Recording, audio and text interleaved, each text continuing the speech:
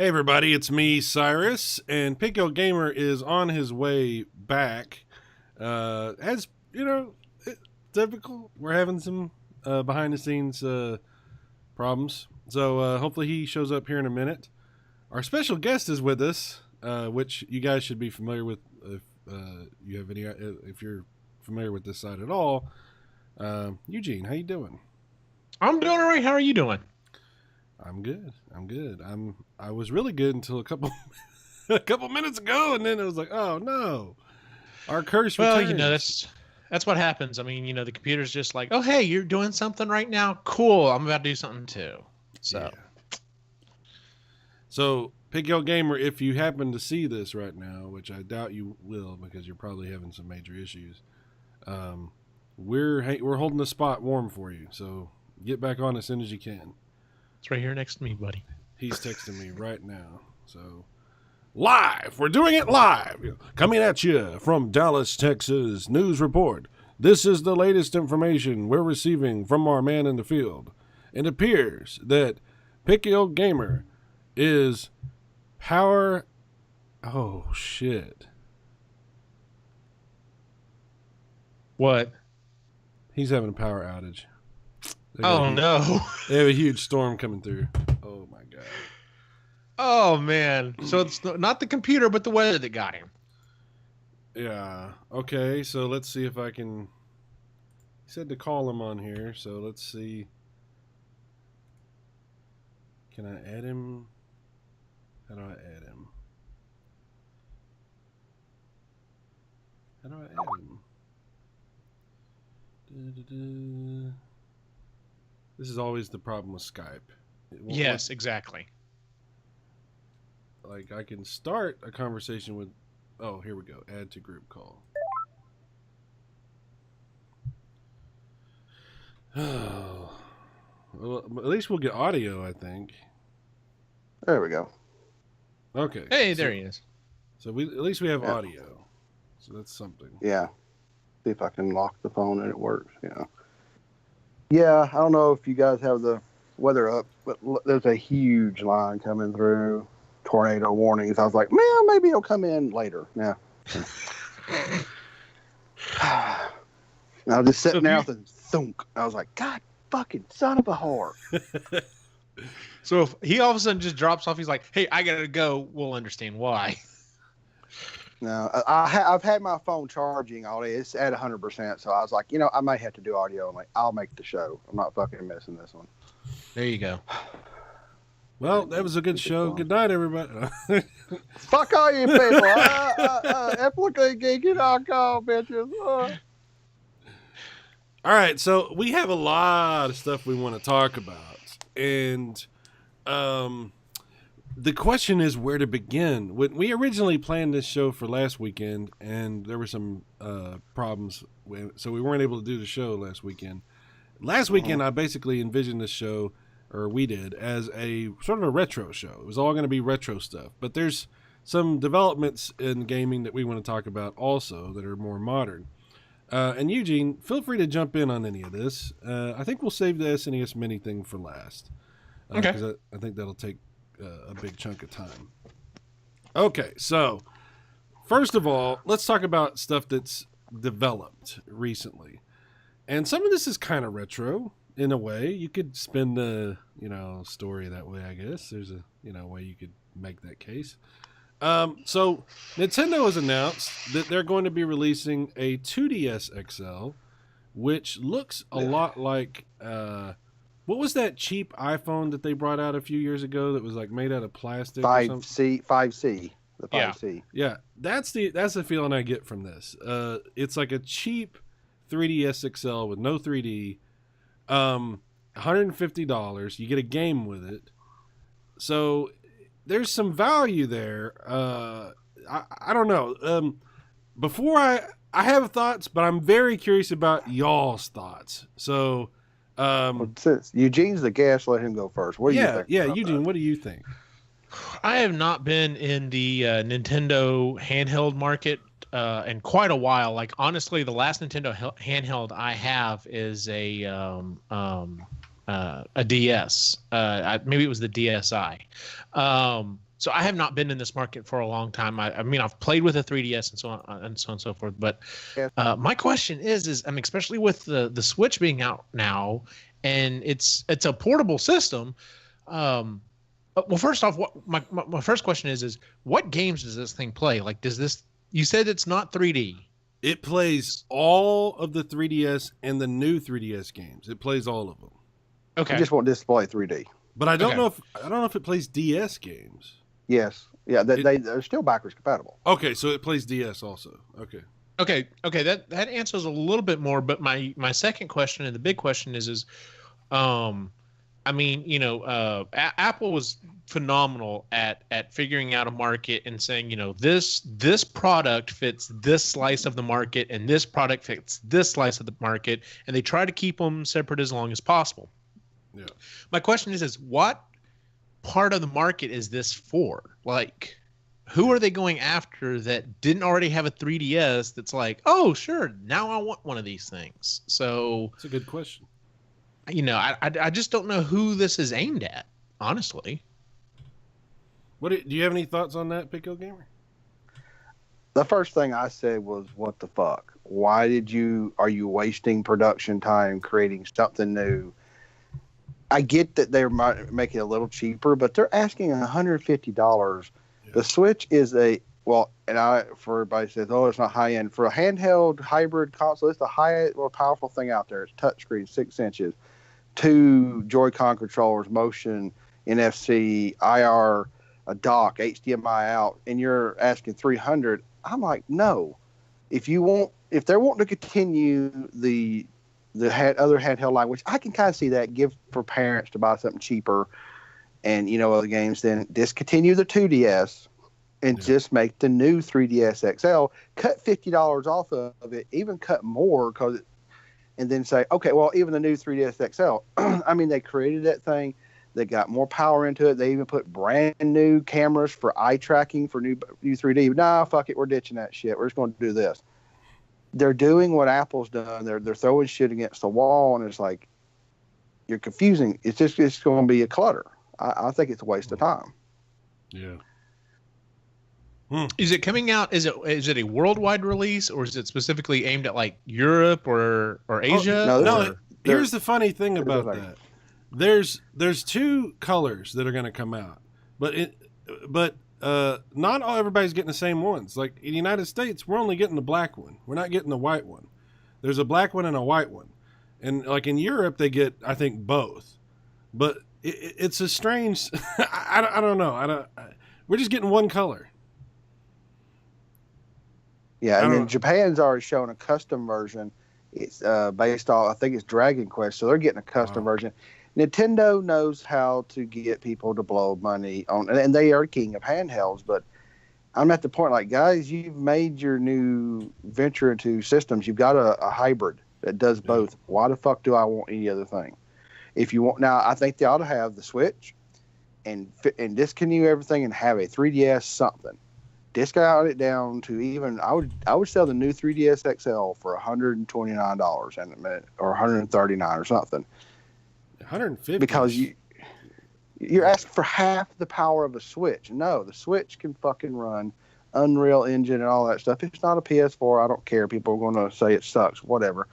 It's fantastically powerful, and you want half that. No, put something cheap for the moms to get the kids, and then put the big system. And then over time, I've read it and I've theorized that they'll probably release a Switch Mini and just ditch the 3DS and finally move on. And you have the 5-inch, $199 system or something, has no dock or anything. It's all handheld, but it still plays the games only in handheld mode. That would be genius.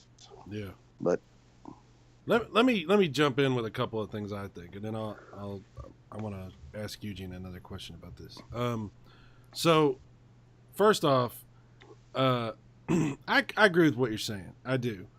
From a collector's point of view, I find this system intriguing, and let me tell you why.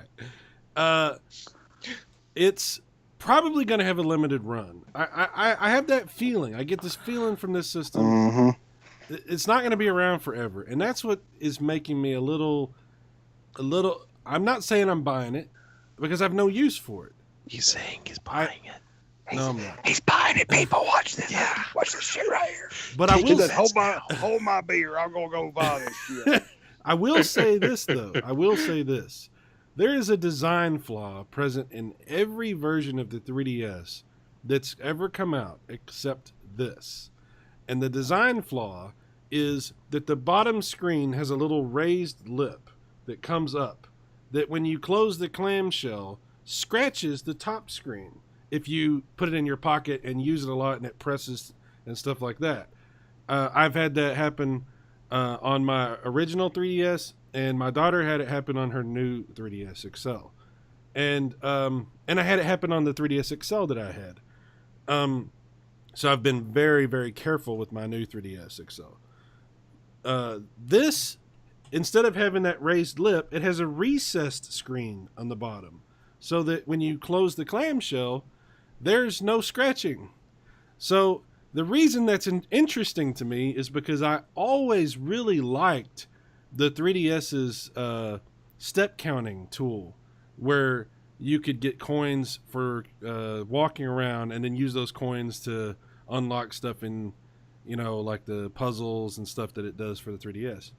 So from that perspective, it's interesting to me, but that sucks because the only reason I'm interested is because this version is the first version that doesn't have a flaw that fucked up this feature that I liked. Yeah, you could just get you a screen protector for what you got and you're done. Think about it. The screen protector would work to an extent, but because it has that raised lip, when you press, there's still going to be a problem. Like, the screen protector is not going to, over time, not going to help you too much. Yeah, true. That's why it's always been a problem. Eugene, you don't have any kind of portable system. Like, I know you've thought about getting a Switch. Are you still looking at that, or? No, a Switch is still in my future. I just don't know when. Honestly, because I have seen them. I'll be honest. Every time I go to a store where they're sold, I always just kind of wander over to the electronics department and look. And I am seeing them pop up. So if I really wanted one, I probably could walk out right now and go buy one. It's just it's a money thing and it's a time thing. Honestly, I've just got a lot of stuff going on right now, and I'm like, I don't need to fall down that rabbit hole. Once I get a little more money together and it's a little easier to go. If my project that we're talking about later on in the show, I actually managed to make a little money off of that, it might be something that I would put that towards, and I could be like, oh hey, look, it didn't actually cost me anything out of pocket, so we'll see. But no, like I said, that was my question, was I didn't know who this was for. That makes sense. I could understand if you're still really big into the 3DS, then maybe this is for that person, but And like you said, Picky Old Gamer, at half the price. If it was $100, if it was like $99, a third of the price, that would be okay. Well, that's just I can go pick one up. It's not a big deal. But like you said, it's $150, and it's like, well, hell, it's half of a Switch. So, I mean, this new one actually looks real. I have to say, Nintendo is bad about half-assing the designs of their most of their handhelds. I mean, they look good, but then finally, after, like, say, what they've had a 3DS, 3DS XL, 2DS, new 3DS XL, and now the 2DS XL, and it looks like the best one. It only took 5 tries. It does look pretty solid. If they discontinued all of it, and I think RGT85 was saying here that he thinks they're going to dump 3D altogether, then that would make sense. But still, 150? No. Well, I mean, what games it come with? I think it comes with Dragon Quest or something. Oh, well, okay. That's probably a $40 game. Okay, 150, yeah. But if it came with nothing, they need to put one on the shelf for $99. Yeah. Then it makes sense. You have the cheap stuff for the parents to buy their kids, and you have the $300 system. That's their main thing. I mean, me sitting here and I got my power out. I could go pick up and play Mario Kart 8 Deluxe in full console mode, just a lower resolution. That thing's badass. I'm not paying half that cost for a 2DS. It can't even pull 240p, 320p or some resolution. And yeah, no. I mean, don't get me wrong, the 3DS is cool, and most people don't even use the 3D anymore. Yeah, I think he's No. right. I think Sean's right. I think they are dumping 3D, and I mean, but dude, seriously, how can we ever guess what Nintendo's going to do? Like, logically, you would say, well, this is their go-between system. This is their way to ease the 3DS into retirement. Well, who fucking knows? I mean, I don't know. Why do you need to ease it in retirement? Why don't you just? And somebody else made a point. Maybe they've had so much 3DS, 2DS, or however say games in development, they can't dump it. I was thinking they're going to dump that system pretty hard in like beginning of next year, almost a year. But maybe they have so much ready down the pipeline, it could be closer to end of 2018. Okay, fine.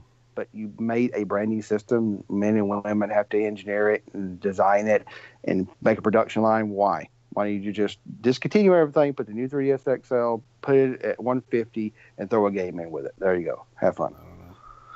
Nintendo. Well, I'll tell you what. If you're looking to go into the Switch market, they actually have them in stock right now because Mario Kart 8 just came out. And see, that's Nintendo's shit too. They held some of these in the stock back for this game. They do that. They think, oh, we're not making enough. Yeah, whatever. Now there's a bunch of them. But I mean, like I say, if you want to switch, now it's time to get it. And they'll do it again with Splatoon 2 also. Oh yeah. Probably every big release that's coming out, they're gonna drop some Switches. Damn, I just thought about that.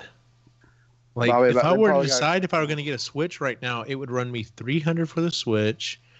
What is it, 40 or 50 for Zelda, and then another 40? Damn it, it's closer to. It's going to be like $400 right then and there because I'd have to have those two games at least. So yeah, the games are $60. They're console games. They're not 40. They're console 60. Yeah, I was trying to be positive. just take $500 and walk in there and pray to God your wife don't beat the shit out of you. There, done. No, knowing my wife, she would be like, "Oh, okay, that's cool," and then immediately sit down and be like, "All right, what do I want for $500?" So we like, actually, son of a... I've actually had that conversation with Christy, and yeah, she's anxious for you to get a Switch. Yeah, she's like, "Let's do that." Like, honey, would you go do this? Go away. Go print your shit over there. I'm gonna play something over here. And you don't get lost in Zelda. I only put 105 hours into it. Yes, I saw that. Holy shit, dude. Like, I'm about half of what you've got. And I was playing today, and my problem is that I'm not doing anything in Zelda. I'm just goofing around. I'm just like, let me go climb this mountain, and let me go over there and see what that is. And I'm not on any kind of fast track to complete this game. I don't know if I'll ever beat Zelda. It's I don't know. You need to beat it. It's actually a very nice ending. It's very cool. It's a decent, good fight. You got to see it. Yeah, one of these days I will. One of these days I'll beat it. But see, that's encouraging to me. The fact that you've got some people are like, man, you got 100 hours into a game, and I'm like, you spent $60 for a game, and you've played it for 105 hours, like that. Like, unless you buy a movie and watch it over and over and over again, or a TV show, there's very few things out there you can get that kind of, bang for your buck. When it comes to that. I've ignored dozens of side quests and and it's not a big secret. Every Zelda, most games you have a desert area. I'm not going to say what it is, not to spoil it. I ignored a lot of that just to because the desert area is kind of rough. I completely ignored stuff I need to complete. I've probably got another 30, 40 hours I could probably put into it easily if I want to get close to get to where I'm actually bored with it, not because I hate it, because I drove it to the ground, but I'll pick it up and go complete something else, or I'll go find this other thing. And I got so much stuff to do in it. If I really want to, I could put 150 hours easy. Well, nice. The way I look at this game is, seriously, the Switch, it was worth buying a Switch just for this freaking game, just for Zelda. Like, I know that's hard to kind of quantify. What was that? Oh, that was me. I was like, is it raining? Anyway, but anyway, so Zelda is that good. Zelda is that deep and that long and that hard. Really, I knew you. We just went down the you porn. No, but it's a really good game, and it is worth. You know, I have other games on my Switch, but really, I mean, come on, I play them a little bit, but it's mainly Zelda. That's mainly what I do on there. Mm-hmm. But so a lot of people buy a console for one game, and there's another game that a lot of people they buy the new version of it every year. But basically, instead of calling it an Xbox or a PS4, they should just call it a COD box because that's like the only game they buy. And Call of Duty's going back to World War II this year. Did y'all see the reveal stuff? Any of that? Mm-hmm. And I actually yawned. I was like, okay, you're going back to what you can do because you tried to be Halo and you suck balls. Nice. They try. The graphics looks okay. The explosions look. They didn't even really up the engine. I got those. I don't know. It's not. It's going to be fun for people. But I looked at it and I went, okay, you did this on the Wii and the 360. So what? Next. I wonder about that. Do you Eugene? Let me ask your question about this. Do you think we're done with World War II in video games? I mean, what do you think? I really don't know. I got out of Call of Duty quite a while ago. I just even before I sold my 360, I was just I was kind of done. I was like, I'm just tired of the whole, like you said, every single year it's a new Call of Duty, and yeah, they keep tweaking things, they keep adding things. I don't know. I kind of got done with the whole first person shooter genre, and there are a couple things here and there that I've looked at that look interesting to me, but for the most part, to me, the whole genre is done. Like we need something fresh, we need something new. Going back to World War II, to me is promising just because like my fondest memories were, the older wars. I didn't really, I got into some of the modern, I played Modern Warfare and I enjoyed it. And I think I played Modern Warfare 2 as well. But like the newer stuff, the futuristic stuff, I never played. And honestly, it just didn't look interesting to me. So the idea of going back to World War II sounds fine. Honestly, it's so many games have hit World War II. It is a little played out. Not Call of Duty. What's Battlefield. When it went to World War I thought that was interesting because that's fertile ground that has not been explored as much. Right. So I thought that was more of an interesting thing. Yeah. Well, I mean, it was different. I actually watched that Battlefield 1 trailer, and I just looked at it, and I didn't, have a negative response. I watched it again. I went, horseback, old timey shit. That's really cool. I said, I am not going to play it because I don't have time for these. I said, that's neat. And I said that, and people really love the game, and people play the shit out of it. And Call of Duty guys ass kicked this last time because they, it was good. Battlefield has been some of the best. The last few I liked was, and I'm going to date myself, Battlefield 1942 was really, really fun. And then Battlefield Vietnam was pretty good. And, so. I was talking with Mannon the other day. Mannon's my brother. And we're going to be doing something fun coming up in the next couple of weeks where we play games and talk about various topics. So it'll be fun. But anyway, I was talking with Mannon because we play online. We'll play Battlefield or we play Titanfall 2. And so we were talking about this new Call of Duty, and Mannon's annoyed that it's the thing with Call of Duty is they have like different teams that do these games. Like they cycle a different team every year. And the team that typically does World War II stuff, or at least had done in the past, Treyarch, they're not the team that's doing this. This is I don't remember which one this is, but it's not Treyarch. And so Mannon's annoyed with that. He's like, why are you going back to World War II when that's not even your thing? That's the other guy's thing. They're the ones that did World at War. They're the ones that did Black Ops. They're the ones that did the ones that are more like historical, in this vein anyway, as far as World War II. So I don't know. I don't know if I necessarily feel the same way, but it definitely, I feel almost like them going back to World War II is kind of like a reaction, like instead of a natural plan. Like I feel like they're, like you said, Pickle Gamer, this was, hey, we went a bridge too far, which by the way is a great World War II Yep. movie, and we're gonna Oh, look at that. and we're gonna back up and go do what we know, but we don't know because it's a different team. I don't know. I mean, that last Call of Duty Infinite Warfare, I have to say, I was watching those trailers and them going ape shit, or trying to tell everybody how good they were, and I actually was like, that's pretty cool. And I said to myself, I didn't bash it anywhere else. I said, it's kind of like Halo. And then I looked it online and went, oh shit, yeah, everybody hates this. Never mind, because it felt like that's what they're trying to do. It's like, guys, just. I felt like I felt like they were copying Titanfall. That's what I felt like was going on. They kind of were, and I'm like, I hate to, you hate to say it. Some people said we need, there were stupid internet comments. We need more wars. I'm like, shut the fuck up.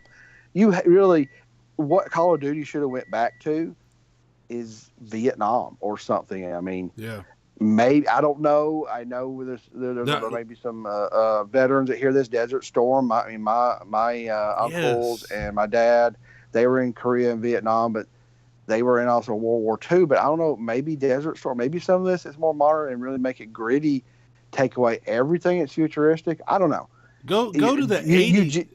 Go to the 80s and do those conflicts that were smaller that we don't know that much about, the Beirut shit and the Iran Contra stuff, and the stuff where you talk about Black Ops. Come on, go back and good point. Give us some cool espionage shit, mix in with that. If you want to take Call of Duty in a new direction, which. I'm just saying, instead of copying these other games, bring in new elements. Bring in some, make it fresh again by bringing in new stuff. Don't copy other people. But Eugene's right. He's like, you're almost. I mean, Battlefield went to World War I, which really wasn't tapped well. But it's like you pulling the tap at a bar and you're dry. It's like, okay, what else would we do? How about it? Just give it a break for a fucking while. How about other games take over? Thank you.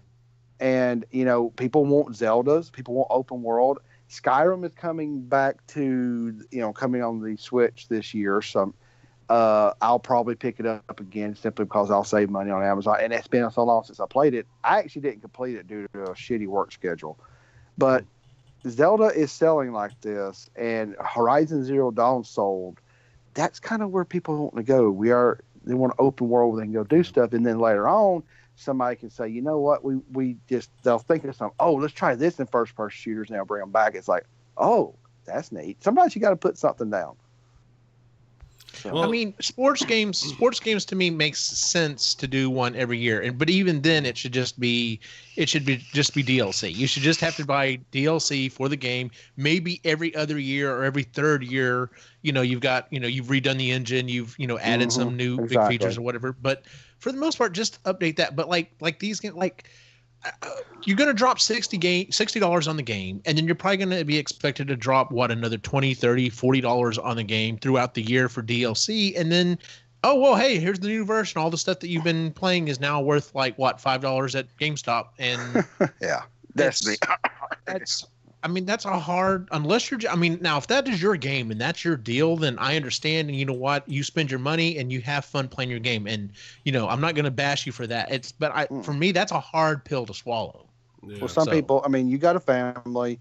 I got a wife. I don't have any kids, but we also got jobs and everything else. Some people that do put the time into it, that $90, $100 with DLC through the year, they're playing hundreds of hours of fun with their friends, and they're in squads, and for them, hey, go for it. You have fun. It ain't my problem. It ain't my dollar. Go pay for it. But unfortunately, people keep buying stuff, and companies will keep selling it. So you're right. They keep bringing it out. We keep buying it. Bigger, better graphics, bigger, better systems.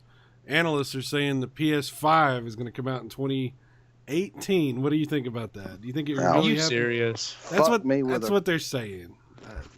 Fuck me with a corn cob. No.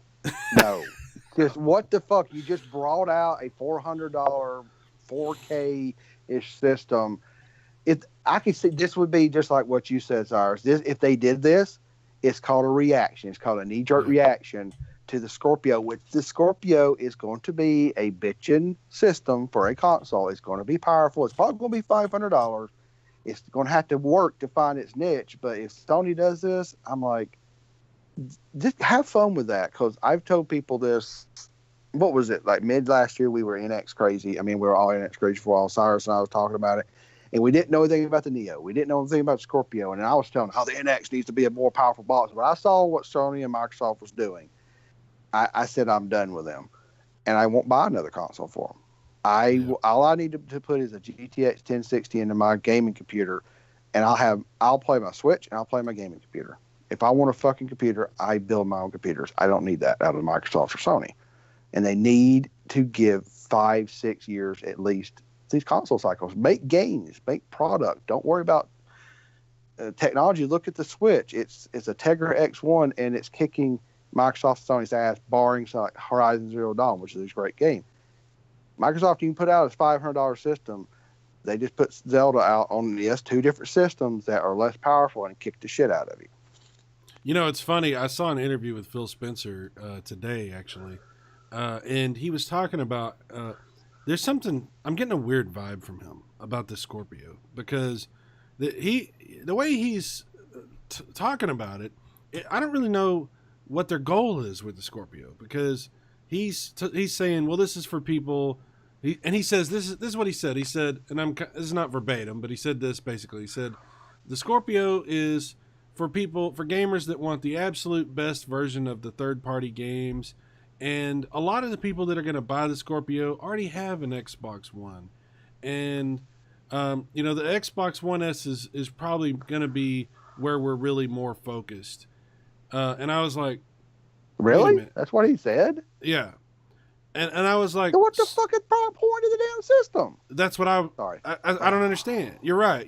That's exactly my reaction was, well, dude, I don't know if you're aware of this, Phil, but all the Xbox fans that I've talked to or heard from think that Scorpio is it. Think that Scorpio is the focus, and think that Scorpio is the future, and this is basically replacing the Xbox One and One S.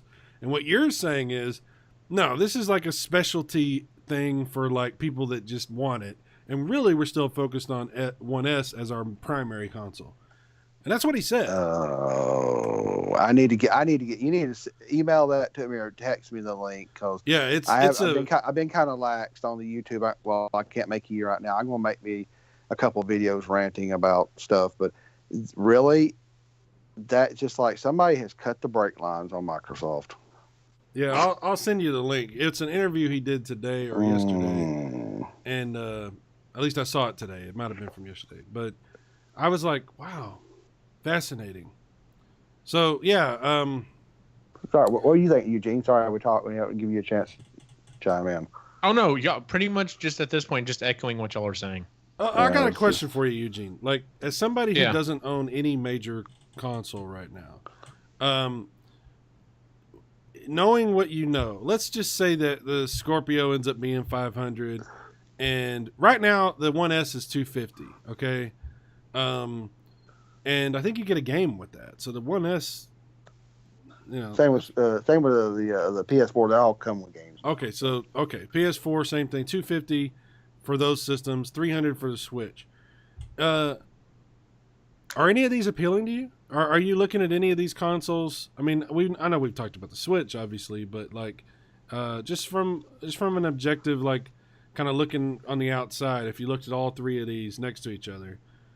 Does one of them speak to you more, and why? To be honest with you, okay, so I mean, I know, there's the Pro, and then there's the Scorpio coming out and everything.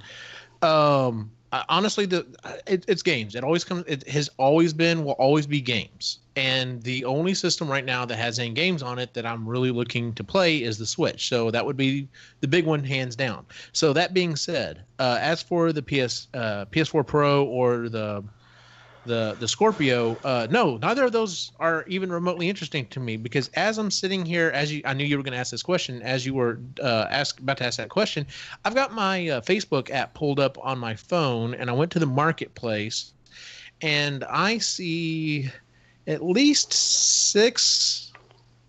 I see 7 PlayStation 4s and or Xbox Ones that I could go pick up right now with multiple games for less than $300. So the question is why would I go buy the new system with maybe one? You said a couple of them came with one game that can do a little better than what's out now, or I could go buy a used system. In some cases, like I'm looking at a PlayStation 4 right now, 500 gigabytes, headset, 2 controllers, 10 games, and yeah, they're decent looking games. For $300. Why would I go buy a brand new one? To me, that's not even appealing. If there was something that came out on the PlayStation 4 or the Xbox One that I just like had to have right now, I would go buy a used system. Because I could get so much more for it. Because even if I didn't want those games, I could still turn around and get something for them from someone else, or at least have other games to play. So no, like it. And I noticed as soon as the Scorpios was announced, it was like the Xbox Ones just started showing up on the Facebook Marketplace, just one right after another. So I know there are people out there who are like, okay, well, I know I need to go ahead and sell my system now so that, I can get the maximum out of it to probably buy the new system. And hi, Alex. Alex, what's can up? You come back in a second? Okay, tell him don't do that. I thought I had both doors locked. Well, anyway. I'm glad he walked in, because that adds another element to this. What about the kids?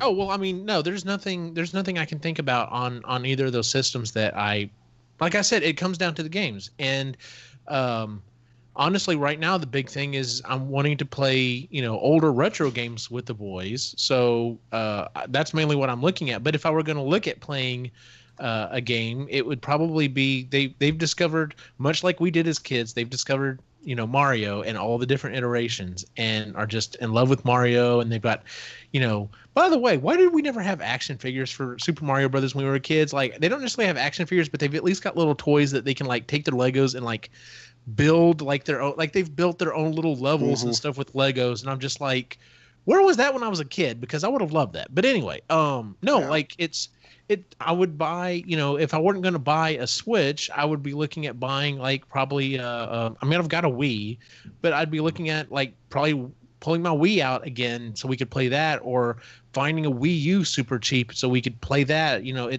I'd be looking at something that I could play more family friendly games, and I can easily do that with an older system. So once again, going back to the PlayStation 4 or, a used PlayStation 4 or an Xbox 3, even a 360 or a PlayStation 3, there's tons of Lego games out there I'm sure they would love playing the Lego Star Wars games and everything, because they've, really gotten into Legos as well. But it's games. It's always games. And right now, the only thing that even remotely is interesting to me on a current console is the stuff that's on the Nintendo, because they would the new Mario Kart 8 would be way too advanced for them, but not for me and not for y'all and not for us to get together and play. So I'm just saying. But when they get used to it, like right. I said, Mario Kart 8 comes default with that it pops a little antenna back there. They wouldn't fall off. And people are actually on Reddit saying, hey, my 7-year-old, my 5-year-old, they can hand them a controller and play Mario Kart. So, it's like that. That is and so then, smart. And then Splatoon 2 is a shooter, but it's kiddie. It's kiddie, exactly, yeah. And I'm going to probably get into it. Plus, you buy them little steering wheels, and then they just do this, And then I know you'll have a Switch here soon enough. Then you can let them see the launch of Mario Odyssey and let them get into watch them see a new Mario game come out. That's going to be something for them, because they can say they own the system when a new Mario game come out. That would be cool for them. And then, you got all those indie games, those little things like that. And then we know it's not here, but then Nintendo is going to drop the Virtual Console on the Switch, and it's going to have an online feature where you can play with Cyrus or me or something else, or play with some buddies. And maybe if you can figure out put the parental controls on it, maybe if you have people that have their own kids, they might be able to play Contra across the internet. That would be awesome. You can say, okay, you can play Contra, or you can play this. Yeah. And that for families, the Switch is going to do a lot better. Switch, it's doing things that we've never had in a console or in anything. So I agree. I think it's the most intriguing option, even though it's not the best graphics.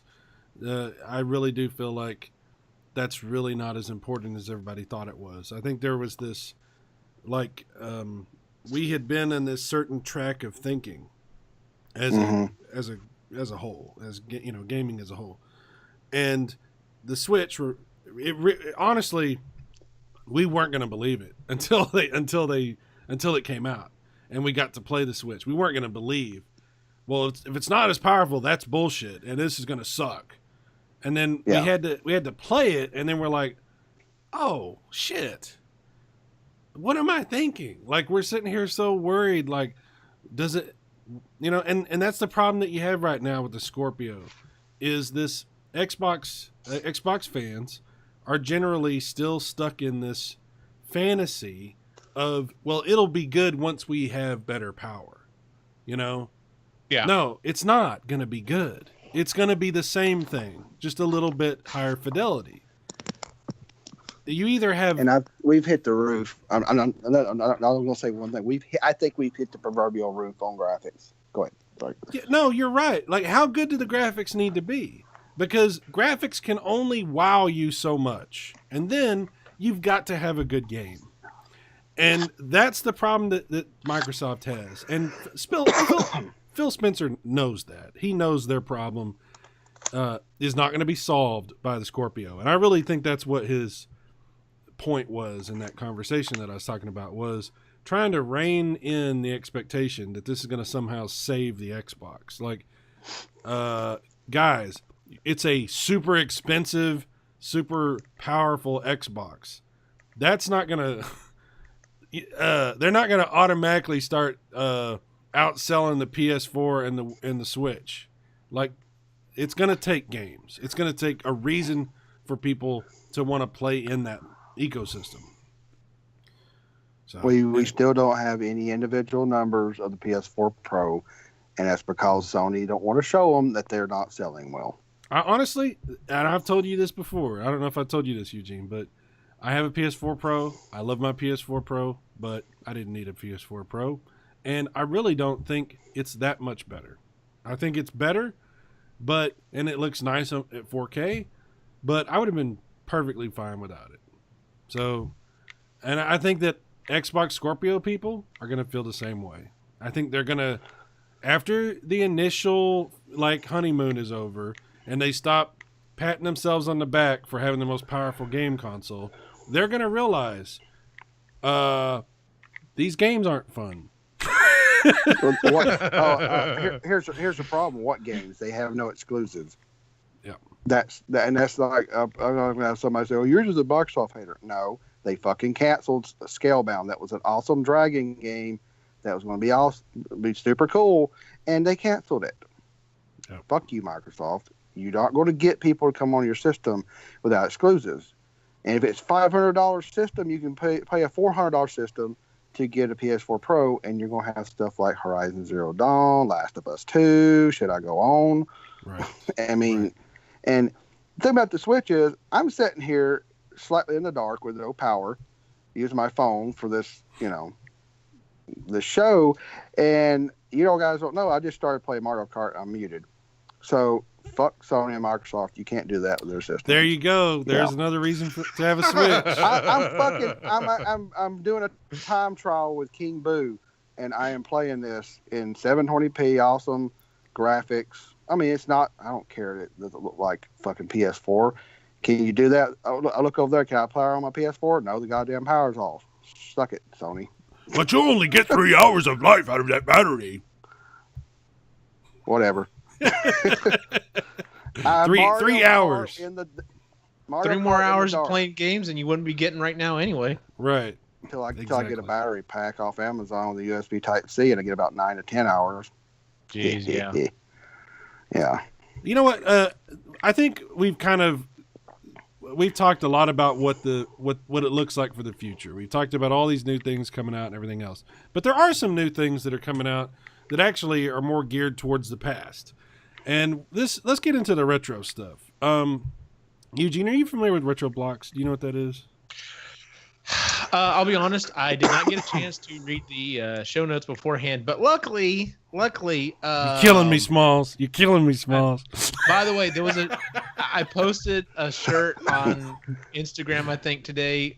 It's literally like the dad shirt says "You're killing me, Smalls," and the kid shirt says "Smalls," and the second shirt says "Extra Smalls." And I'm just Yeah, I've like, seen I that. need That's those. awesome. Those are awesome. Yes. Side note. Anyway, no, I remember watching videos that I think both of you guys did, and someone else had said something or another that came up on my YouTube feed. This is the system that was like, it's supposed to emulate all these older consoles, and you're supposed to be able to buy different parts to plug into. So like if you want to play CD-based games, you have to buy like the CD. Okay, so It's Well, modular. see, I know thing something's comes with happened with it, but I don't know exactly. The CD Okay. thing comes with it. You have to buy like different modules to put different cartridges in. Okay, Right. okay. That's all you're buying is a cartridge interface, because the guts of the system are in the base unit.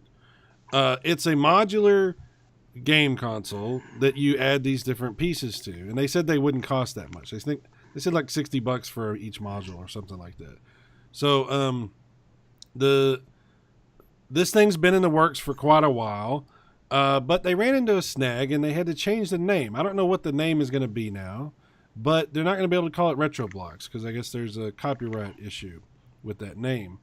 So now everybody's starting to worry because, we get this stench in the air when something goes wrong with a retro console. There's this familiar odor that... Like Kennedy. Oh, I'm sorry. You're talking. That's the smell, yes. It smells like a chameleon. It's... I didn't know chameleons smelled like horse shit. Yeah, apparently they do, yes. So that's where everybody's starting to get kind of worried about this thing. But assuming that it's not bullshit and this isn't just some kind of bullshit technique to try to, prolong the inevitable of us finding out about it, assuming it is real, how much would you pay for this system? How much do you think it's worth to you? And do you think it's interesting, this hybrid emulation they're talking about? $150, no more. They say it's going to be slightly lower than a Switch. If it's in the 200 range, they can kiss my ass. I don't need that. My wife paid $60 for a Super Retro Trio. I can play tons of cartridge-based systems, and I don't need to play PlayStations on it, games on it. I got a PS3. I can pop a PlayStation 1 game in anytime I want. So it better be cheap. Yeah, cheap's got to be the big thing. And here's what I don't. So you said the cartridge interface is basically what you're buying. So you're not actually upping the horsepower or changing the emulator in it or anything. So why are, and you said $60 for each module, for each extra That's module. ridiculous. Like, I mean, granted, I know there are those super cheap. We've all seen them. We've seen them sold. We've seen them, different places that's literally got like a slot for Nintendo, Super Nintendo, Sega Genesis. It's got like 4 or 5 different slots. And that entire thing, granted, it's not going to be, it's not going to do the emulation exactly how you want it. It's going to be, kind of lower scale. But still, those things only run like, what, $50, $60? So I don't understand why these different parts are going to be that expensive. If you told me $10 or $15, I would be like, okay, maybe. But well, yeah, I don't know. What you said is interesting because we're talking about emulation. Now they say it's this hybrid emulation, whatever the fuck that is. I still don't understand. It's just some kind of, it's like blast processing or whatever. Yeah. But it's still emulation. We're not talking about FPGAs. We're not talking about matching the actual hardware. We're not doing something like that. We're talking about emulators. So, yeah, I'm with you. I just bought a Android TV for $60 that does everything this thing can do, and I don't have to buy anything else or mess with cartridges or anything because I can just load the games in, including ISOs. So I don't know. To me, it doesn't. I like the idea of a console where you put this stuff in. I like that. But if it's just emulators, I agree. I don't get it. I don't know. I don't know. Yeah, going back to the first question, who is this market for? Because if you're actually playing these older, if you're actually going, you've actually got these older cartridges sitting around, you've actually got these Super Nintendo or Sega Genesis or whatever cartridges sitting around, you're probably going to want to play it on either the original hardware, or you're going to want to spend the money and get something like that retro AVS you have that plays it at HDMI, much higher resolution. You actually hook it up to a brand new TV and get really good graphics out of the thing. This is not for the retro people. This is not for the hardcore retro people. This is not for anyone who collects cartridges. I don't see who they're aiming this at. Like this doesn't make sense to me. I guess it's aimed toward the people who want to get into it. They have some old cartridges or old systems. I mean, my NES literally has wavy line issues. I think I call it a capacitor issue. My Super Nintendo, my Mode 7 chip's dead. Mm-hmm. It's kind of it's kind of yeah. I mean, it's all garbage on the screen when it does. I mean, it still plays, but yeah. Well, you know what you can buy. You know what you can buy super cheap, Piggo Gamer? A Super Famicom. I actually looked into this recently. Yes, he did, because we had lots of conversations about this. You could buy a Super Famicom for like $50. Yeah, but I can't put my Super Nintendo games in it from the United States. The slot is wrong side. Well, that's probably true. There's probably a... That's the only thing that sucks. I would love... I'm still going to get one. I love those colored buttons, and why Nintendo gave us that gray. I know, right? I want a Super Famicom, god dang it. Here he goes. He's going to be buying that shit. I don't need one. I'm sorry. I don't need one, but they look cool. Eugene doesn't like them, though. I don't know why. I don't know. Okay, this is what I grew up with. This is what I love. It has its aesthetic things to it, but this is to me, that's what I grew up with. That's what I love. We'll get back to that in a minute. We'll get back to that. We got two more things, and then we'll get to that. And let's move on because we're talking for a while here. So you can't see it, but I have a box up here behind me. They're At Games is a company that produces all-in-one consoles, and they primarily focus on like Atari, flashbacks, and Sega Genesis. Well, they're going to be bringing out a new Sega Genesis with all the built-in games and a cartridge slot, but it's going to be HDMI compatible, and it's got a new emulator, so the sound is going to be good.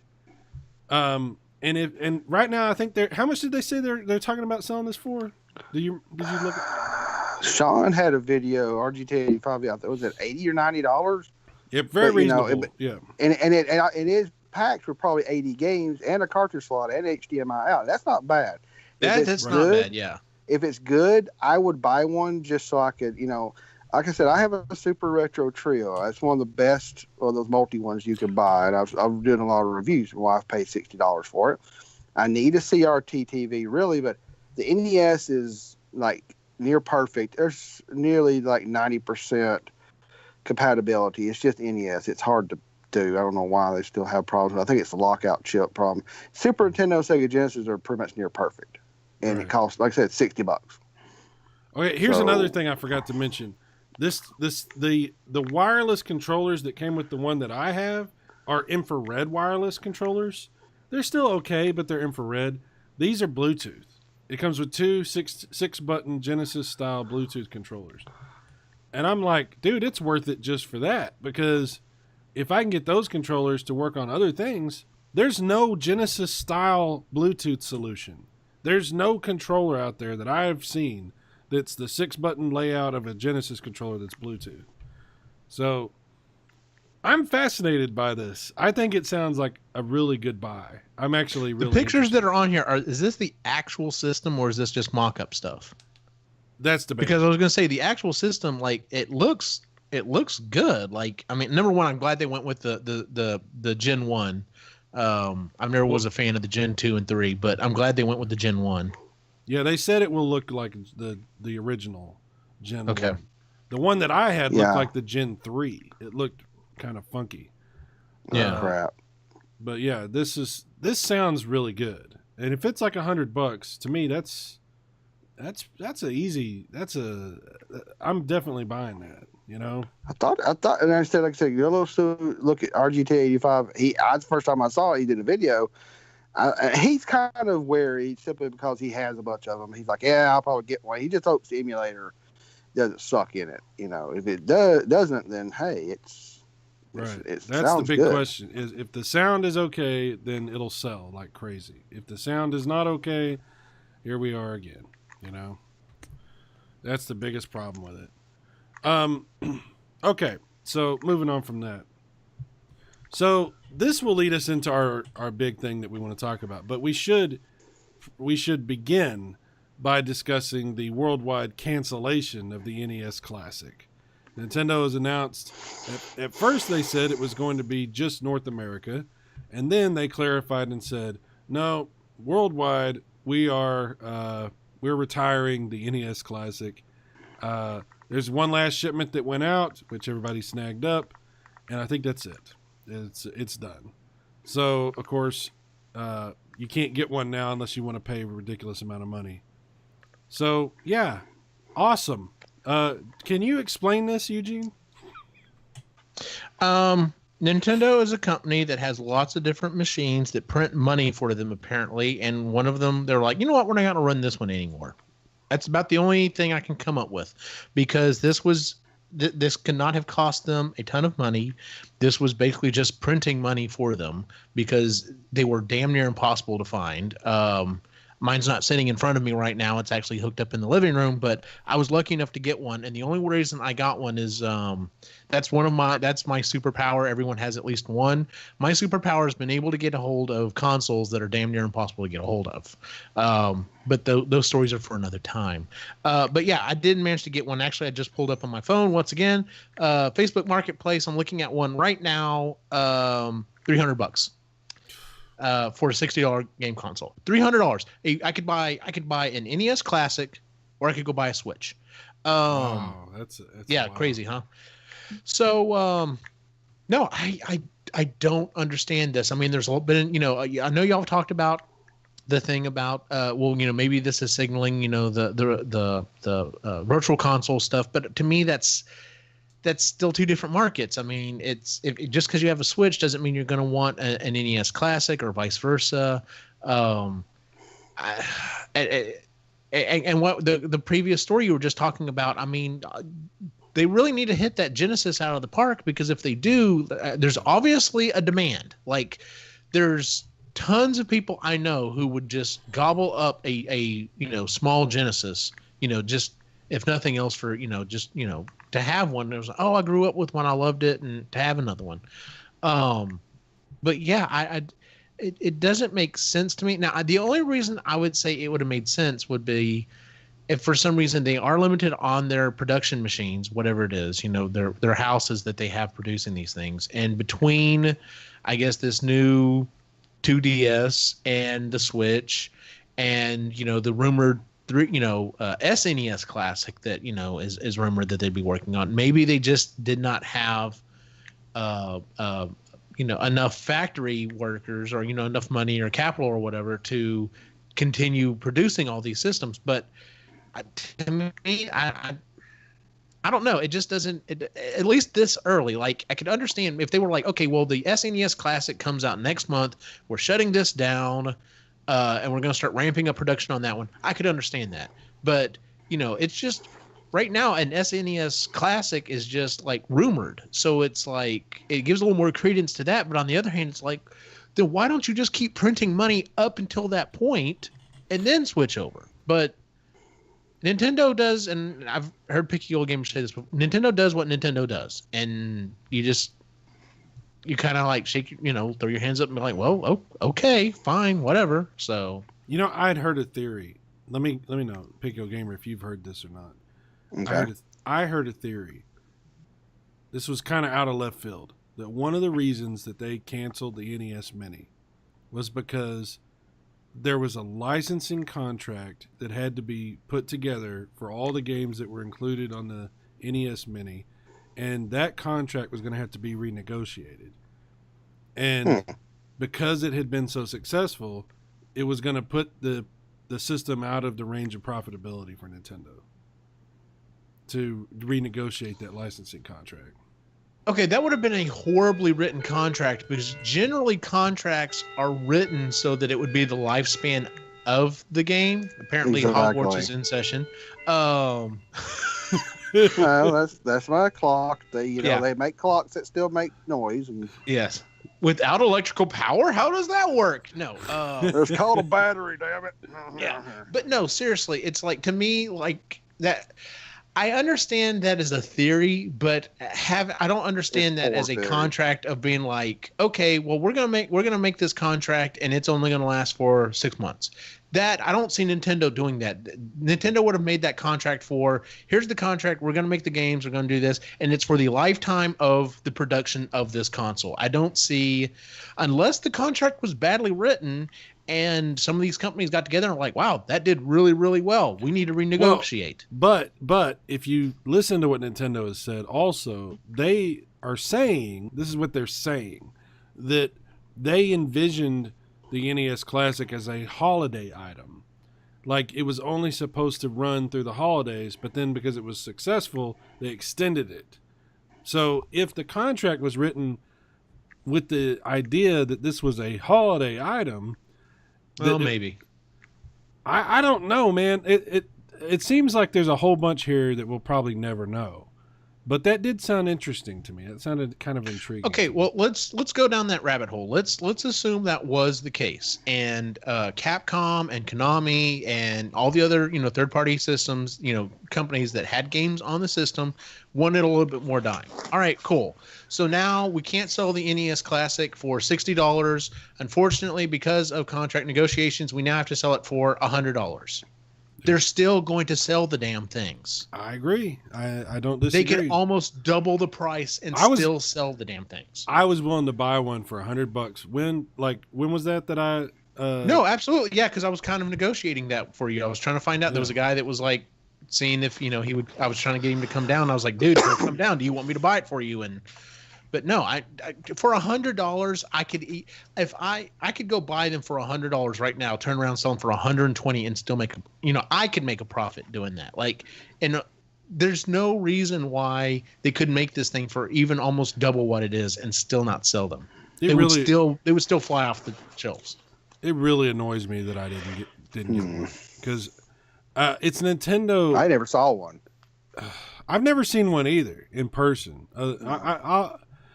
I'm really annoyed because I really wanted one because it's Nintendo emulation. It's Nintendo. It's not that's the thing about it. Yes, it's emulation, but it's Nintendo emulation.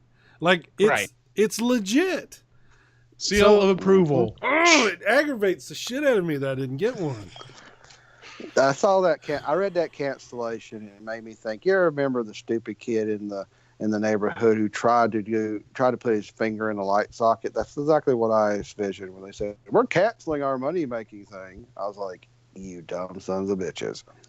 But I had a theory, and I said this I think on my channel around the time this thing dropped. You said they did say it's going to be a holiday thing. It also was a distraction of there is no switch here. Right. You do not see a switch. And here's this thing right here. Okay, I get that, but people have already opened that damn thing up. I broke it down in a video, which for some reason got a lot of thumbs down. I guess because I'm actually trying to educate people that are stupid on YouTube. It has an all-winner type, that's what they're called, all-winner CPUs with Mali 440 or something GPU chips. It's stuff that you can buy anywhere. You fucking asshole. So fuck you, motherfucker. Yeah, why are you holding that up, you son of a bitch? I'm just saying, $60. I can't say nothing here.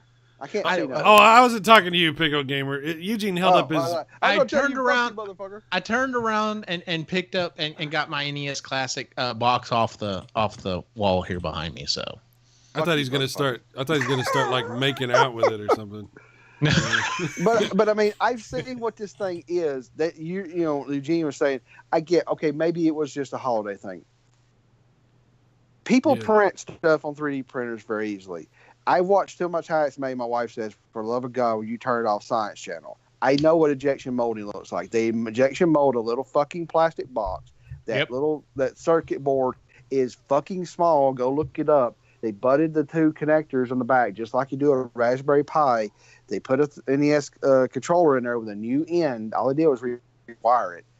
That thing probably cost them, I don't know about the licensing fee, probably under $10 to make. Licensing fee, maybe. Here is Spawnwave. He's a bigger YouTuber. He thinks we're making not even $10 or a couple bucks out of it. I think he's completely wrong. Good. I'm not bashing him. Even if those contracts out there, he was going to some wholesale that a company could buy a NES Classic for $57 or something like that. It's not much. There wasn't much profit for the stores. Well, that's still not what Nintendo is making out of it. Exactly. Now, I'm willing to bet Nintendo made $10, $15, maybe even $20 off of it. But here's the other thing. Whereas like a PlayStation, an Xbox, or even the Switch, there was absolutely no advertising done for this thing. They didn't have to advertise this thing. They announced it, and everyone carried it for them. They sold over 2 million, right? They sold over 2 million of them. That's crazy. 2.74 million Switches in 1 month, and months they sold these. There is, and actually, you guys are talking, Eugene, you were saying about they didn't have production. There actually was a quote a few days ago that Reggie or somebody, I think it was Reggie, said we only have so much. How do you say it? We have only so much. I don't know how he said it. They didn't have enough resources. We had limited resources. And I'm like, no, you don't. You're putting a plastic box with a tiny little thing, motherboard you probably bought from China. You're flashing your own shit on there. It cost them nothing. I don't know. I don't know. It's so difficult to know. I mean, there's no way we would know, right? But you got to think about all the things that were happening at the same time. Nintendo's trying to prepare for the Switch, and clearly they were behind on that. The Switch was released before it was done. They've been. Yeah. The Switch has been coming up. Let me just say this: Mario Kart 8. I got it, installed it. I didn't even have to install it. I got it, put the cartridge in, and it didn't even need a patch. And that's the first game that I've got that didn't. The Switch was a work in progress up until now. Now it's basically done. It's good. It's a whole product. It's good. Well, you're going to see a bug. There's a bug in it. They'll have to patch it. Did you read about the bug? What bug is that? There is the Wii U did not let you have over 100 friends in your friends list. If you have people are now Switches. People have hundreds of friends like Xbox Live, PS4, PSN, and everything. If you have over 100 friends, you can't make a friends lobby, and it's probably a bug. And I thought that was comical that they missed that slight little thing, but whatever.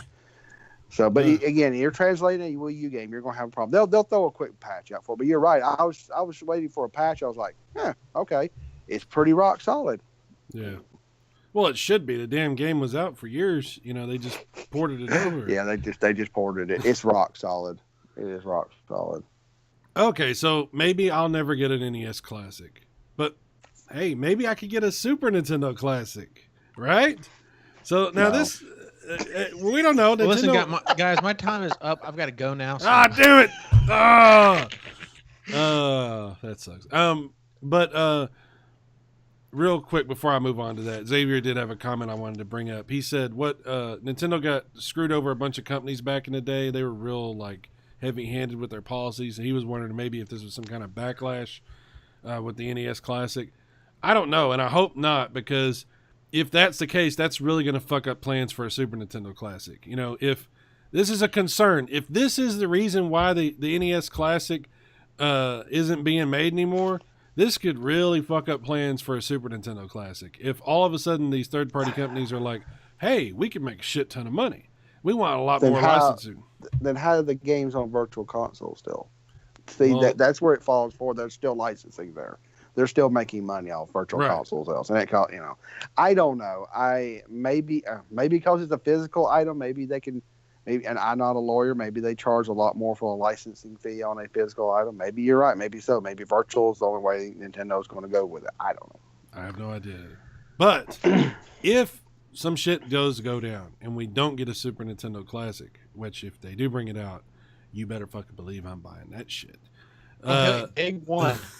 As soon as they announce it, because when they announced this thing, when this thing came out, I was somewhere. I think I was out of town visiting someone or on my way back, and I was like, oh, well, I'm not going to be that worried about it. I'll get one. If I decide to get one, I'll get one eventually. Nope. If they're like, it comes out on this day, I will be there the night before. I will spend the entire night if I have to. Hell, that may even be a trip to you come down here or I come up there or something, and we do a thing. So, well, I know I have to say, one of y'all see one buy it for me. I have to say, I would like to see a box that is Nintendo's on emulation. I have to say that, even though I was pretty pissed off in my video. I am so pissed off about the NES Mini that if somebody sent me one, I said, and I probably would take a hammer to it just to make a video of it. That's how mad about it I am. I completely agree with you, and not that I would do that though. I won't. But I probably won't. I probably won't do it. I actually really go back to it. They irritated me so bad that I really thought I would take a hammer to it. But either one of y'all, you two, find the Super NES Mini.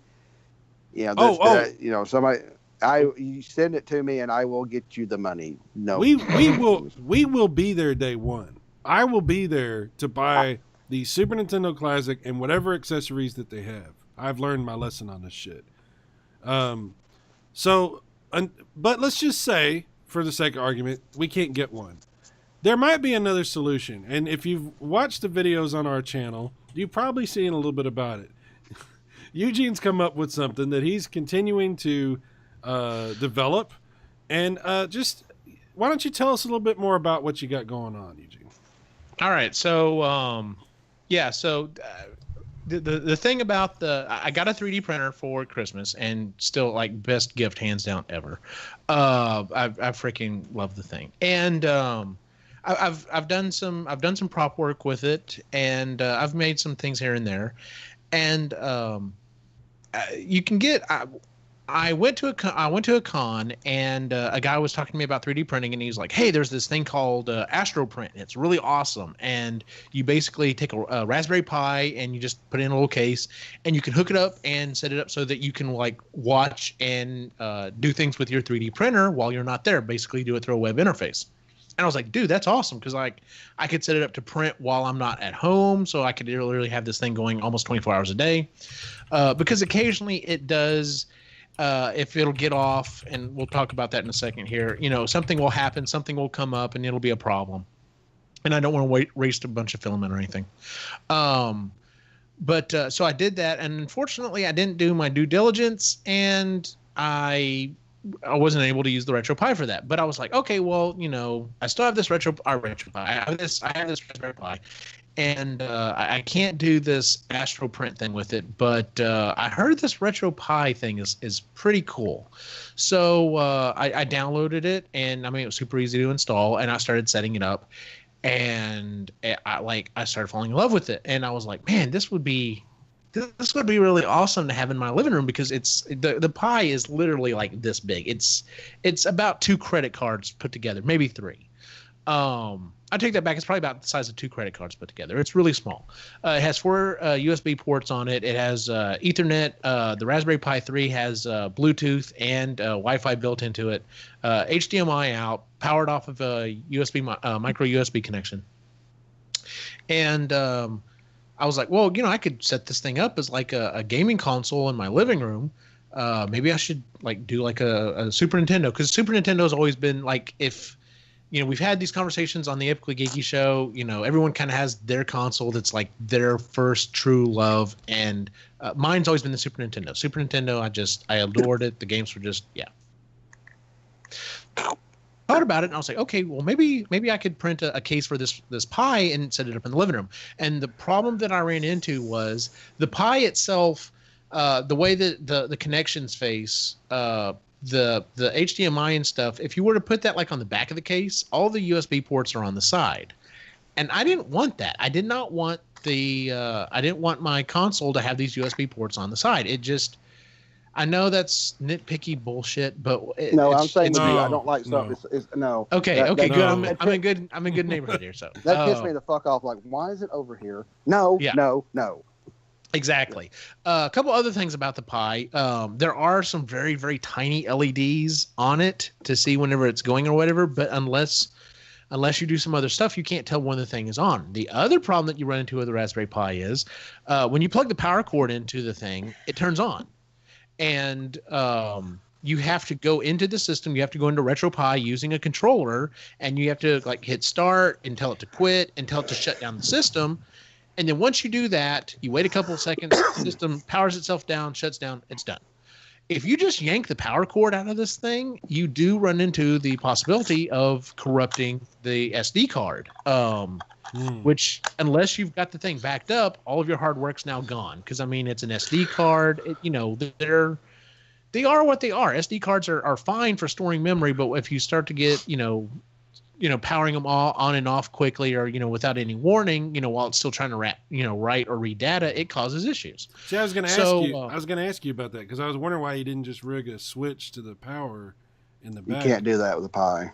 You can't do that with a Pi because I mean, a lot of people, you can buy cables like that, but it's funny if you go to Amazon and you look up one of those cables, the comments below it are just basically just like, if you're doing this for a retro Pi, don't do it, because if you do it, you're going to end up corrupting your data and losing everything. So the Pi group, it's a huge community, and they're like, look, we're trying to help you out here. We don't want you to screw up your system. So, but there are ways around this. So anyway, I started doing some research. Like I said, there are some things that I wanted for the case for this Pi that I could not find out there. Thingiverse is like the place to go to find 3D models.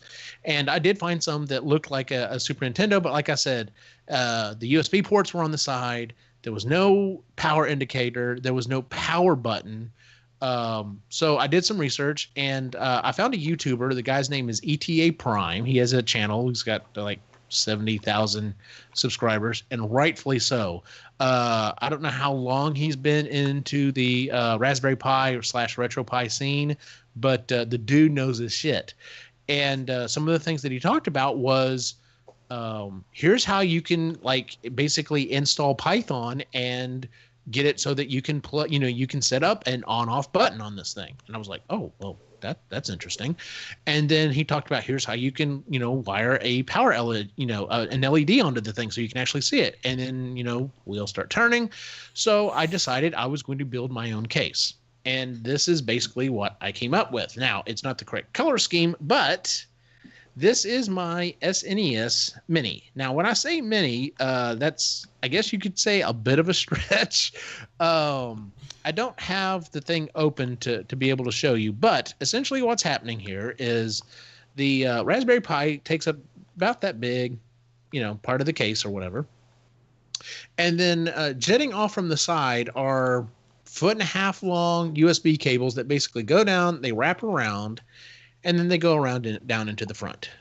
So there are 4 of them because, I mean, even though the Super Nintendo, originally only had 2 control ports, roughly, 2 USBs are about the same size. So, but there's also a power LED here. So I followed his instructions, did the power LED. One of the things I ran into, though, when I was designing this, I was originally hoping to have the power button flip up like it originally did. Unfortunately, the way the Python script runs, it's literally looking for momentary change of state. And if you were to have the power button slide up, it would be an always on state. So it would basically cause the Raspberry Pi to basically just keep cycling over and over and over again. So I'm like, well, crap, that's not going to work. I can't do that. So I was like, well, where else can I hide, just a momentary switch? And I was like, I'll put it under the eject button. So the power and select switches don't do anything. They don't move. They're just on there for decoration. But underneath the eject button is your power button. So on the back of this thing, you've got see if I can show it there. You've got HDMI out. You've got the micro USB for the power. There's actually a headphone jack as well. So if you wanted to do this pull the audio out of this a different way. So you've got the back of the case, and I roughly designed it, as you can see, to look like a Super Nintendo, or my original here. When I say mini, once again, because of the cabling, I couldn't get it as small as I originally wanted. So it's about 80% of the size. But so there's my smaller Super Nintendo. And for about $14-15 on Amazon, you can get USB style Super Nintendo controllers. And I've dumped a bunch of games on this to include Super Nintendo, Sega Genesis, and I just keep playing with it. I find more and more stuff. I'm in the process of trying to see if it'll do like PlayStation, Supposedly you can get Dreamcast stuff going on it. I'll have to check into it. But I did this a lot for my boys because they really enjoyed playing the Nintendo and you know, the NES Classic, and you know, they're still young, they're still learning, but you know, they're on YouTube and they've seen videos of Mario Kart and they've asked about Mario Kart, and I'm like, they could at least play the first Mario Kart, the Super Nintendo version, on this thing. So that's kind of what I did. I mainly did it for, and then you know, I've had friends like Cyrus that's like, I would kind of like one. One other quick thing, it's really hard to see because it's in the black. And like I said, the reason why I did it in black and gold is because that's the filament I had at the time. I'm in the process of actually, I'm in the process of printing one for another friend. And I found some colors that are kind of close. I know it's kind of hard to see in here with the lighting, but I've at least got a light gray for the main case. I've got a darker gray for the eject button. And this took me a while to find, but I did find a decent purple for the on-off switch. So you could go in and sand this thing and paint it to get it to look pretty damn close, but just 3D printing, I think it's going to look close enough that you know, everyone's going to be able to look at it and go, that's a Super Nintendo. The gray is the one, like when you get that new one printed in the gray with the purple, I am so excited to see that. That's going to be... Yeah, I'll definitely post awesome. pictures of that. So, but like I've thought about it. Like this is mine. This is the one I'm gonna keep. I do kind of like the black and the gold. I need to order 2 more controllers, and they do offer these in black. And I thought I probably should just buy 2 black ones because that would be awesome. But yeah, so that is what I've been working on. Questions? Okay, so I obviously am very interested in buying one of these. I've recently had Pickled Gamer. Are you there? It sounds like you're going out into the field. Tell us more about the weather. The power's been on. The power's been off a little bit, so I'm going to start making me something. But I'm listening.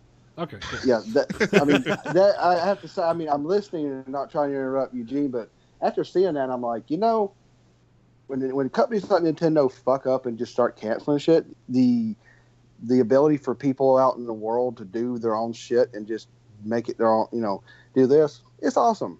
So I'm really excited for it. I may not be able to buy one yet because, you know, but it definitely love to see those colors, especially you saw when you showed them last night on Epic Geeky Show. I was like, ooh, pretty. So, especially the purple. I was surprised you got the purple that close. Okay, so let's talk for a second about what I want. Because I'm buying one of these. I would have already sent you your money, but I had a little problem, which I'm trying to work out. So as soon as I get it worked out, I'll be sending Eugene the money for what I'm getting. And is he making popcorn? I don't know. So what I want is, obviously I want the gray with the purple. I want the one that's going to look like a Super Nintendo. Right. What I'm getting, like, you're going to be selling just the cases, but you've also talked about selling the whole shebang with the pie and everything else. What I want is, I want it to play just Super Nintendo. I want to turn it on and it goes to Super Nintendo and it plays just Super Nintendo. I want a Super Nintendo Mini. Okay, so here's basically what would happen. If you're not familiar with RetroPie,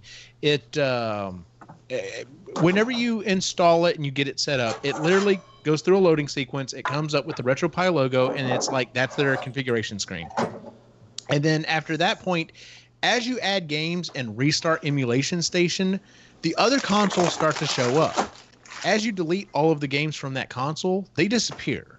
So in the case of what you were wanting, you could feasibly set this thing up, 3D print it, set the RetroPie up, get the emulators. I don't know how you do that.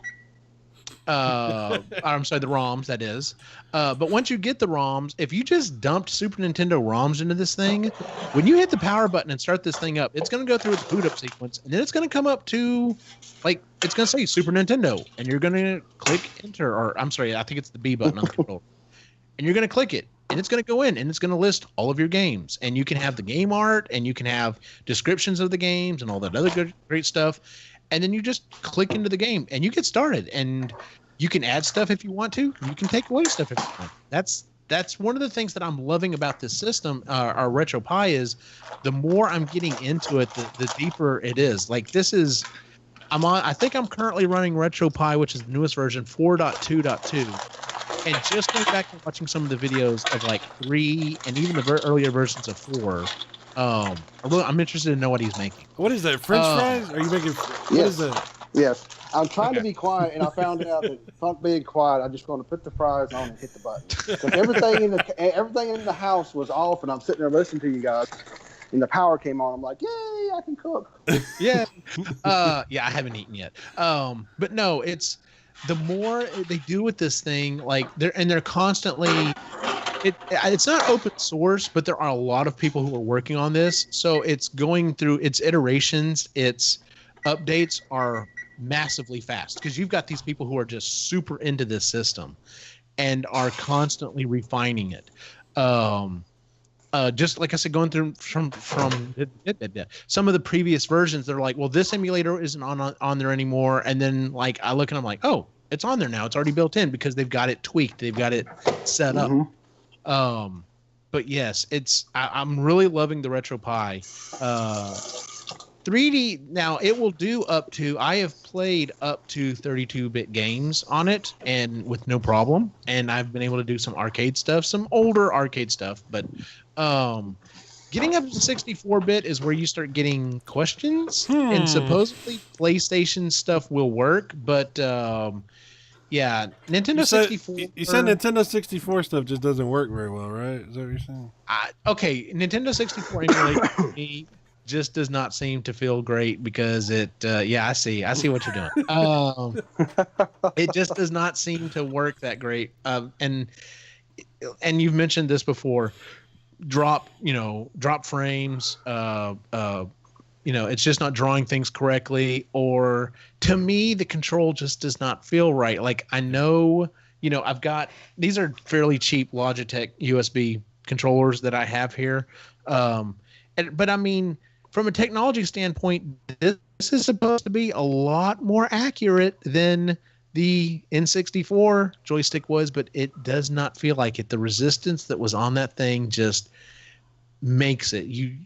As you slowly start to pull back, there's more and more resistance. It was just very well done. And even if they get the emulation really, really good, the control, unless you put like an actual N64 controller on it, it's just not going to feel the way it's supposed to. But Cyrus mentioned this a while back. So that why the emulation sucks is that it was something made by Silicon Graphics.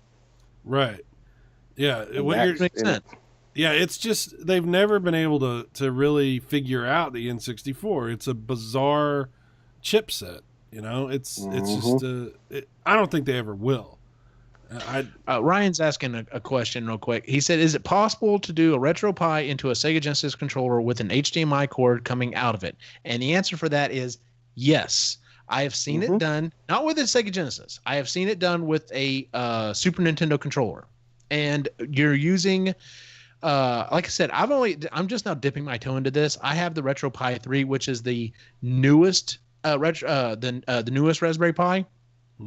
There are Raspberry Pi Zeros, which is literally, I mean, it's tiny. It's just a tiny little board. But I've seen videos where people have, and the files are online. I think the how-tos are online, where you can do. And if you're just talking about older systems, if you're just talking about Nintendo, Super Nintendo, Sega Genesis, we're talking about just up to 16-bit level games. You could build the entire damn thing into the size of a controller. So check out ETA Prime on YouTube, and if he doesn't have it there, he could probably, if once you get into that, you can probably find it. But yeah, I've seen where people have built entire consoles into the controller, which for what I was wanting to do, this route seemed better for me. But because there are Pi 0, 1, 2, and 3, it's like, whatever you want to do. I mean, but even the Raspberry Pi 3 ran me, I think it runs me about $40 with the power cable and everything else. So Yeah, I mean, there's tons of stuff you can do with it. So one of the other quick things I just wanted to point out, I was thinking ahead. The files for this are on Thingiverse. I did not charge for the files because, well, I'm just like that. I'm trying to become part of that community, and the big thing is about because I've used lots of different files from people on there, and even though I've had to go back and fix or change some of the stuff that they've done on there, I'm like, well, thanks for doing a lot of that work. Like, that's awesome that I can at least go from there. So I was thinking ahead, and the way that I wanted my controllers to plug in, you're probably not going to be able to see this, but I have the controller port set up for 1, 2, 3, 4, just because if just two people are playing, you'd have one controller on this side, one controller on this side. I did think ahead and went ahead and made versions of this that will plug in so that you can actually do 1, 2, 3, 4 all the way across. And actually, the guy that I'm printing this SNES Mini for, he wanted them 1, 2, 3, 4 straight across. So that's how I'm doing it. But yeah, it's. And then, of course, once I showed this, once I showed this to Sai and the rest of the Epically Geeky group, and put out the video, my brain immediately started going, well, what are other consoles would I like to see? Because it's the same innards. I mean, that wouldn't change. Now that I know roughly the sizes, so I know the distance. To make the thing to make the area where the Raspberry Pi sits, I know the dimensions on that now. I don't have to keep, futzing with that. I know the size that the control port needs to be for the USB cords to plug in. What other consoles would I like to see done? I'll get to this. Anyway, so right now I'm really kind of leaning towards doing a Sega Genesis. The only thing is I would like to actually have one in my hand so that I could do all the specific measurements. I may ask around. I work at a high school, and surely I can find someone who still has one that I can be like, hey, I just need to borrow it for like a day just so I can take measurements. But I'd like to have one in hand so I can do measurements on that, because I think doing a Genesis would be cool. Cyrus is chomping at the bit for me to do a Neo Geo. Once again, I'd like to. I know I won't be able to get one in hand, I'm sure, we but missed our opportunity, man. It sucks. Well, who the hell would have even thought? Like, at that point, this time, that was Guys Weekend last year, so that's actually coming up here in about 40 days for the next one. I would have never thought I would have owned a 3D printer within years. Like, that was so. But no, I'm sure I could probably get most of them. If I can get the base measurements, I can figure it out from there. So, you know what sucks? That video problem that I was having with my Neo Geo, where it was having those lines on the screen or the weird. Somebody told me how to fix that. There's like one little lead you have to cut on the motherboard. Are you serious? Yeah, and I'm like, God dang it! Oh, that sucks. Just go buy you another one. Just go buy you. Oh another yeah, Neo I'll Geo. just go Yeah. get another Neo Geo. Yeah. But okay, Ryan's got a couple of quick questions. Can you run Bluetooth controllers on it too? My understanding is it has Bluetooth built in, but some people are having problems getting the Bluetooth controllers to work. I don't know if that's across the board. I don't remember the dates of those videos. That may have been fixed. Like I said, the thing about RetroPie is they're constantly updating and getting things up, fixed and updated. If it's not working, I can't imagine it taking that long until they get it going. So, but they should work. I'll have to check that, and maybe I can do an update on that. So, as for a European SNES, I mean, technically, yeah, I don't see why not. It's just a question of designing the case, which I'm still learning Fusion 360, which is the program I use for my 3D modeling. So, and I'm still learning some stuff. Like, there's stuff on it that I'm figuring out that I'm like, man, like how did I know I'm doing this the wrong way? I know I'm doing this the hard way. And sure enough, I've already started figuring out some stuff, and I'm just like, damn it. If I had known this would have gone a lot quicker. I've also got a lot of new I've got a couple of new tools that have helped me out. Like, I had to buy a digital caliper. I've always wanted one just because I'm a big dork, but I've always wanted a digital caliper, and now I've got one. It's made measuring things so much easier. I had a question for you. Yeah. I have this adapter. Can you see this? Yeah. For Super Nintendo controllers. Yeah. Is there any way you could build that into the damn thing to where you actually use real Super Nintendo controllers on it? How long is that cable? That USB cable? It's, Oh God, yeah, I could do that. I just have to read. I might have to change the dimensions on the front a little bit, but I could feasibly do that. we have to talk about that. Now he's like, oh, I could get that. Now that might be an extra cost because now we're talking custom. No, but Oh, but no, that would see to me that's an interesting I don't want to say dilemma. It's something else to tackle. It's like, okay, well, let me test myself. Can I do this? So, because that's what a lot of this is this is why this has been so fun to me, is because I'm testing myself. Can I do this? And when I do, reach a milestone, I'm like, wow, okay. I was scrambling to do that video for a couple of reasons. Number one, I don't do a lot of videos. I've just started the Makers channel, or the Makers show on Epically Geeky.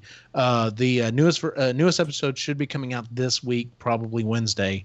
I'm pretty much done with it. I've just got to do a couple of little things, but You want to give us a little? and I've got some taste big of plans for it. But do what? Give us a little idea of what's coming. Like, well, I don't have it in front of me, but it has Nerf guns. It has everything to do with Nerf guns. So, Nerf guns. nothing. No, it's not super duper interesting. I will give you, and I can't give you a hint as to the video after that because yes, I do plan the one after that. Though, give me just 1 second. Because I'm sure the people who this would affect will not ever watch the show. I don't know if you watch internet stuff because reasons. Yeah, I can kind of give you a quick taste of what the one after that's going to be if I can get it set up here. So, but yeah, like I would love to do a Genesis. I'd love to do. I think a Neo Geo would be interesting. You got up for a second. I saw behind you. I saw the Dreamcast. The only thing is, though, is I'd want the Dreamcast emulation to work decent before I would make a case for. Yeah, dude, there's another system. I understand a lot of people like Dreamcast emulation. I get it, but it's not good. It's not perfect. Some games run okay, but no, get I just regular Dreamcast, And that's the thing. Like, I would love to do, doing these different consoles would be interesting, but I want the emulator to actually work decent on it. I don't want it to, I don't want it to be like, oh, hey, look, that's awesome. That looks like okay, going back to the N64. Yes, could I do an N64? An N64 would be ripe for doing this type of system because you would actually have 4 controller ports on it, and it would look great. And everything else, and then you'd go to try to play the games and be like, well, this sucks because they don't play well. So but no, I'm sorry, I was fumbling here with my prop because like I said before the show, apparently I'm the prop guy. Although also I should point out that I have N64 USB controller adapter too, which it's not going to help you for the emulation, but at least not for the emulation. But okay, so anyway, not this week's episode, not the episode after that, but the episode after that, I'll probably be talking about this little guy right here. It's kind of hard to make out. Can you get a little closer? Yeah, let's just say time will no longer be a problem for me. I'll have all the time. But yeah, so like I'm telling you, this is like my wife will still occasionally ask me. She's like, "So it's still best gift ever?" I'm like, "Yeah, still best gift ever." I can't tell you how much stuff I've made and thought about making. Like I've got a list on Thingiverse that's ridiculous of things that I just want to make. So, but this side trip of doing this SNES Mini. And everything that I've learned doing this thing has been awesome. I've loved doing it. Like I said, there were some of the problems that I had making this thing were not I thought was my design, but it wasn't. Like if you follow, well, I didn't even post it all on Instagram, but like the Epically Geeky group knows. Like I was posting videos. I'm like, all right, third and hopeful final attempt to do this, and it would fuck up because the problem that I had was I was running low on filament, and I didn't know if I had enough black. So I thought, okay, I'll just print the whole thing in gold. And I got the top pieces printed. I got the front pieces printed. And then I started printing the top, and it just kept messing up on me. And it turns out it was a problem with the filament itself. Whenever it was wound at the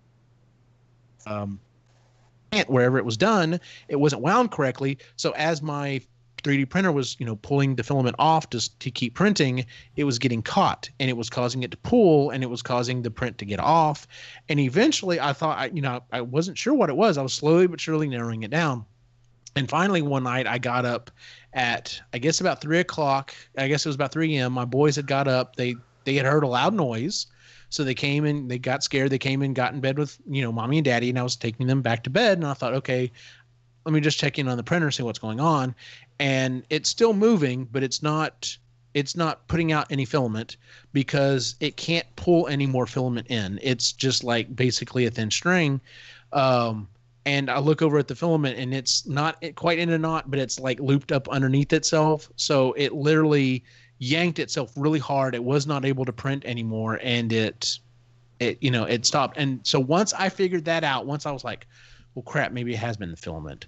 I changed filaments. I'm like, all right, I hope I've got enough black. We're going to give this a shot. And sure enough, it came out. And I was just like, I lost probably 3 days at least. Yeah, 3 or 4 back days. and forth. Just going really, out yeah. of my mind trying to figure out what the hell was wrong. And once I had it figured out, it was fine. So let me ask you this, Eugene. Are you going to have some information pretty soon about some details about how people can, buy the shell from you or buy the whole setup or things like that? Okay, well, it's on, like I said, it's on Thingiverse. If you have a 3D printer, you can print this thing out for free. You can do it yourself, and I've got the video showing how, like, if you go to my video, I not only, have links to the 3D parts, the 3D plans that you can print out yourself. I have links to all the pieces that I used in this thing. So, you can, and then I even go through the steps on how I got it set up. So you could do this yourself. This would easily be I don't want to say a weekend job, depends on what print quality you set on, but this could be a weekend job for someone. But that being said, you can also, if you don't have a 3D printer, you can buy stuff from Thingiverse and have them print it and ship it to you. I wouldn't do that. It's extremely expensive. If you know someone with a 3D printer, just offer to buy them a couple of rolls of filament, and that would pretty much pay for it itself. But if you're interested in me making it for you, just contact me, optimusgene@gmail.com, or OptimusGene on Facebook, or OptimusGene on Twitter, or OptimusGene on Instagram. Like, just let me know. Like, I would, it would also be shipping. Basically what I figured out is, for my time and energy, like, you're looking at about $50 for just the case. If you want me to go ahead and get the RetroPie set up and, get the cords in there and get everything done, you're looking at $180 unless you like our Facebook page and subscribe to the YouTube channel, in which case I'll drop it down to $150. So you're looking at between $50 and $150. So and then shipping. But if you're seriously interested in one, like, drop me a line and we'll work something out. So I'm not to the point where I would open up like an Etsy shop and sell them, which I completely could. So Ryan just said maybe you should make a console that looks like a ghost trap. Interesting enough, I can't reach it from here, but my ghost trap is sitting down there. I'm still trying to finish sanding it and getting it together. Count Spatula actually put out the files on that, and I've been busy. I haven't gotten it done yet. But yeah, that would actually be really interesting, doing a console that looks like a ghost trap. Anyway, add that to the to-do list. Because gaming makes you feel good. Yeah. So, but yeah, no, like I've had a blast doing this thing. It's been a royal pain in the ass. At the same time, it's been a huge learning experience, and I loved it. So, I'm sure my wife would have rather it gone a little easier and quicker, because I'm sure I was driving her insane as well. But stuff happens. Yeah. Well, I'm interested, obviously, and I think once we see that gray and purple one. I think that's really what I'm. I think that's when it will sink in with a lot of people. Like I've got a gold and brown version, an earlier model sitting in my office, kind of as, and I haven't even put up that I'm selling them yet. Even though I've already sold one to a guy. He came going, full circle here. He came in and I've talked to him on and off, and he's like, yeah, I mentioned it to him. We were talking about the NES Classic, and he's like, "Yeah." He said, "I can't get one to save my life." And I was like, there are other ways. And I started showing it to him, and he asked how much, and he's like, "Dude, I've been promising my kid one for 6 months now." He said, "Absolutely." He's like, "Go ahead and do it." So I'm going to print it out and get it set up for him. That's actually the one that I'm printing now. The pieces that I showed you earlier are for his. So yeah, I'm hoping. I'm not looking to like making this a job or a business. I just want to make enough that I can. That's fine. In classes, dismissed. I'm just looking at trying to make enough money that I can keep like buying filament, so I can keep practicing and playing and building new things. Because like I said, I'm sure I'll have to go through 2 or 3 iterations of a Sega Genesis until I get the model the way I want it, and the same thing for a Neo Geo and.